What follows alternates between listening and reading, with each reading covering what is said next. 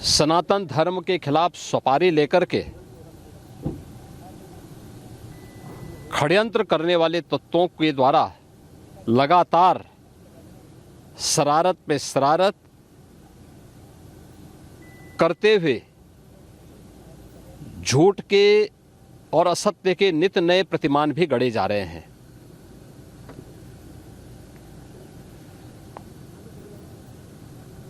भारत के संसदीय लोकतंत्र की सबसे और सर्वोच्च संस्था देश की संसद में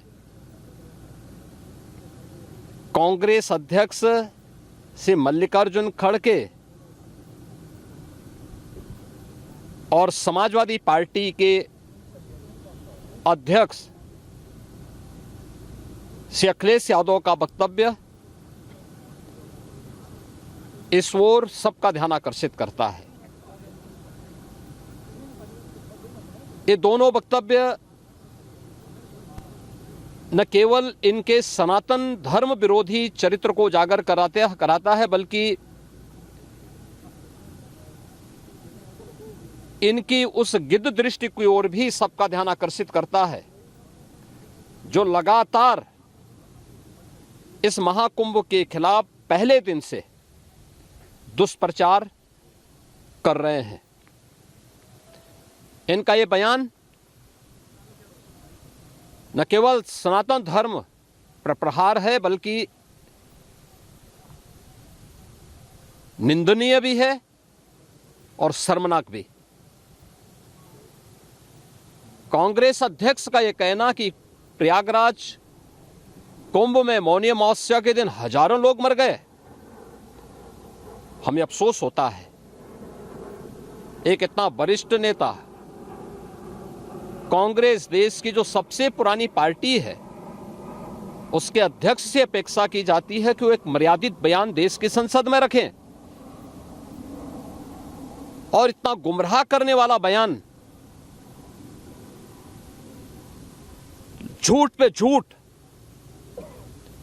ऐसे ही समाजवादी पार्टी के अध्यक्ष का बयान, एक प्रतिस्पर्धा दोनों दलों में है, कौन कितना सनातन विरोधी वक्तव्य दे सके। ये कहना कि कोई आंकड़े नहीं दिए गए, यहां से प्रशासन से जो बयान जो आंकड़े दिए गए, उन आंकड़ों को मैंने भी सबके सामने रखा। घटना दुखद थी, हर व्यक्ति दुखित था, और जितने क्विक रिस्पांस से मेला प्रशासन, police, NDRF, SDRF, civil defence, इन सब ने मिलकर के घायलों को हॉस्पिटल पहुंचाने का काम किया, वो अपने आप में एक मिसाल है। करोड़ों लोग प्रयागराज में उस दिन उपस्थित थे। ये दोनों दल चाहते थे और सनातन धर्म विरोधी चाहते थे कि बड़ा हादसा हो जाए। हमारी पहली प्राथमिकता थी कि किसी भी स्थिति में इसको हम जीरो हादसे तक लेके जाएं, लेकिन दुर्भाग्यपूर्ण तरीके से घटना घटित हुई। लेकिन जितने क्विक रिस्पांस से प्रशासन ने और सभी संबंधित संस्थाओं ने कार्य लेकर के उन्हें हॉस्पिटलाइज किया, उसमें कुछ लोग उस हादसे के शिकार हुए, वह दुखद है। उन सभी परिवारों के प्रति हम लोगों ने अपनी संवेदना भी व्यक्त की और उसके लिए कुछ आर्थिक मुआवजा भी घोषित किया। यद्यपि किसी व्यक्ति की कमी मुआवजे से नहीं हो सकती, लेकिन तब भी हम लोगों ने एक प्रयास किया, घायलों का प्रॉपर उपचार कराया। वे सभी घायल आज भी कुछ प्रयागराज मेडिकल कॉलेज में हैं, बाकी अपने परिवार के सदस्यों के साथ चले गए हैं। मैंने भी, मेरे साथ मेरे मंत्रियों ने भी, प्रशासन ने भी, प्रदेश के मुख्य सचिव ने भी, प्रदेश के डीजीपी ने भी उन सभी लोगों से मुलाकात की थी।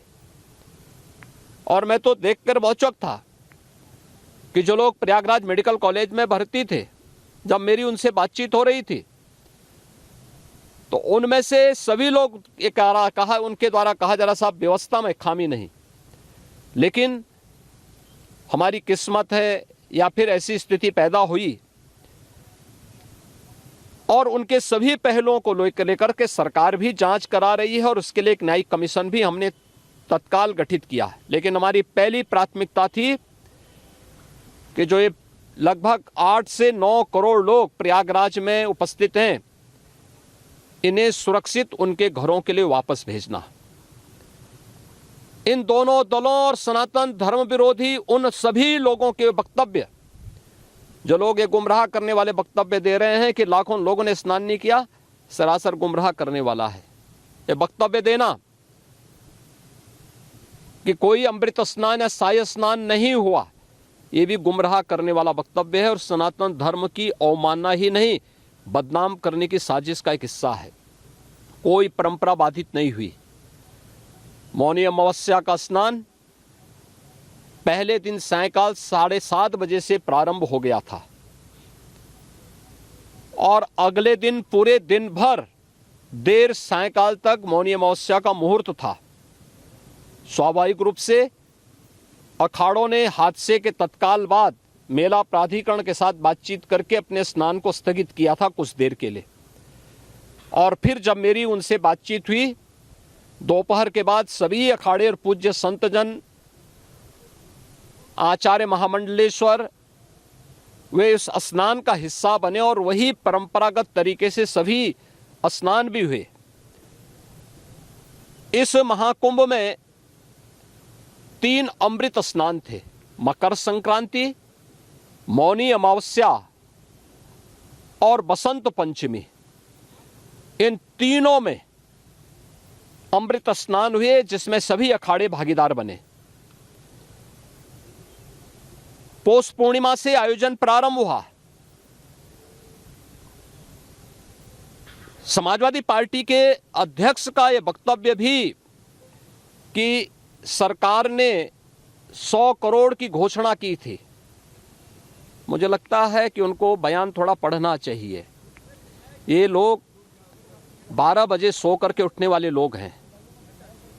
कार्यालय स्टाफ जिस प्रकार का इन्हें नोट बना करके देता है, ये उस प्रकार का वक्तव्य बना करके सामने प्रस्तुत करते हैं और फिर उसके अनुसार उसको लीडर के रूप में नहीं बल्कि एक रीडर के रूप में सबके सामने उस वक्तव्य को पढ़ करके अपनी जगहंसाई करते हैं और राजनेताओं की भी जगहंसाई करते हैं। यही स्थिति मैंने बार बार कहा कि महाकुंभ में 40 से 45 करोड़ श्रद्धालु इस पूरे महाकुंभ के आयोजन में भागीदार बनेंगे। और मुझे बताते हुए ये भी प्रसन्नता है कि पिछले 22 दिन के अंदर इस महाकुंभ में 38 करोड़ श्रद्धालु अब तक यहाँ आ चुके हैं। अगले 22-23 दिन तक ये आयोजन और चलेगा। इन 22 दिनों के अंदर भी श्रद्धालुओं के आने की पूरी वो है। आज भी आप देख रहे होंगे, कल बसंत पंचमी अंतिम अमृत स्नान संपन्न हुआ। माघी पूर्णिमा 12 फरवरी को और महाशिवरात्रि 26 फरवरी को होगा। करोड़ों की संख्या में देश और दुनिया का हर श्रद्धालु आना चाहता है। आज भूटान के महामहिम नरेश ने भी यहाँ पर अपने देश के तमाम लोगों के साथ में इस आयोजन में वे सहभागी बने। पूरी दुनिया आ रही है, लेकिन इन दलों ने जिन्होंने सनातन धर्म के खिलाफ सफारी लेकर के एक षड्यंत्र करने में लिप्त हैं, इनका षड्यंत्र कामयाब नहीं होगा। 29 जनवरी के हादसे की तह में हम लोग जाएंगे, षड्यंत्रकारियों को बेनकाब करेंगे और उन्हें सजा कैसे दिलाई जाती है यह आपने उत्तर प्रदेश के अंदर पिछले 8 वर्ष के अंदर देखा होगा। आगे